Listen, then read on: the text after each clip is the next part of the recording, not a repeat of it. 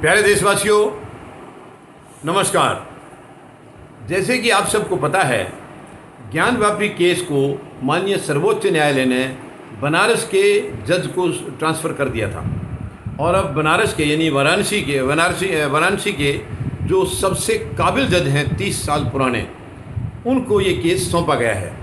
आज उन्होंने सुनवाई की है, दोनों पक्षों की बात सुनी है और तकरीबन 30 मिनट तक यानी आधे घंटे तक सुनवाई चली है आज। और उसके बाद जज साहब ने फैसला सुरक्षित रख लिया है। कल वो फैसला सुनाएंगे। यानी फैसला क्या होगा कि अब आगे किस तरीके से सुनवाई चलेगी, कब सुनवाई चलेगी, इन चीज़ों पर फैसला होगा। यानी वहाँ जो याचिकाएं लगी हुई हैं, कौन सी याचिका को पहले लेना है, कौन सी को बाद में लेना है, कौन सी को दूसरे नंबर पे लेना है, चौथे नंबर, ये इस तरीके का पूरा फैसला पूरा कंप्लीट वो कल सुनाएंगे कि आगे केस कैसे चलेगा। उसके बाद जब ये हियरिंग पूरी हो जाएगी तो इसकी जो है रिपोर्ट माननीय सर्वोच्च न्यायालय को जाएगी। और इसके बाद यानी इसके अंदर काफ़ी सारे पहलू हैं, इसलिए माननीय सर्वोच्च न्यायालय ने ये चाहा है कि इसकी बिल्कुल बारीकी से नीचे से पूरी जांच होकर के आई और वो डिस्ट्रिक्ट कोर्ट में ही संभव थी। डिस्ट्रिक्ट कोर्ट क्योंकि वहाँ के इनके पास में काफ़ी कुछ पहले से चल रहा था, वो रिकॉर्ड भी हैं और आगे भविष्य में जो और याचिकाएं आ रही हैं, जिसके जो पॉइंट आ रहे हैं, उनके ऊपर पूरी तरह से गौर की जाएगी। क्योंकि माननीय सर्वोच्च न्यायालय के पास इतना समय नहीं होता है। बारीकी से जांच, जो गहराई से जांच होती है, वो लोअर कोर्ट में ही होती है।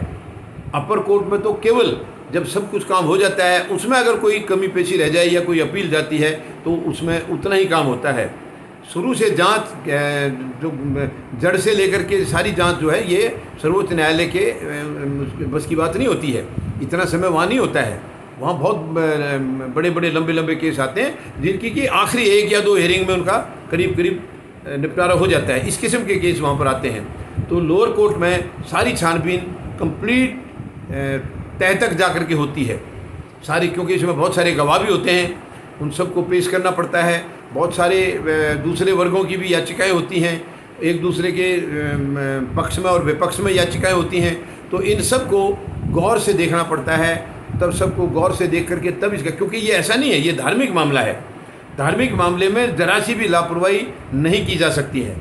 धार्मिक मामले को बहुत गहराई से देखना पड़ता है और तब ये फैसला ये दिया जाता है कि यस, ये जायज़ है, ये नाजायज़ है। क्योंकि इसमें ज़रा सा भी गलत फैसला हुआ, फिर वो ऊपरी अदालत में जाएगा और वो खींचातानी वहाँ पर चलती रहेगी। इससे बढ़िया होता है कि लोअर कोर्ट में अगर प्रॉपर तरीके से सारी छानबीन हो जाती है तो फिर वहाँ पर ये आराम से सारी सुनवाई के दौरान में ये पूरा मतलब दूध का दूध और पानी का पानी इनका हो जाता है। तो ये उम्मीद लगाएंगे हम कि जो ये एकदम से ये शोर शराबा मचा है ज्ञानवापी का, ये बहुत सही तरीके से जो न्यायाधीश महोदय हैं वाराणसी के, वो बहुत सही तरीके से अपनी काबिलियत के हिसाब से इसका फैसला देंगे और मुझे पूरा भरोसा है कि वो सभी पक्षों को ये मान्य होगा। धन्यवाद। जय जवान, जय किसान, जय हिंद।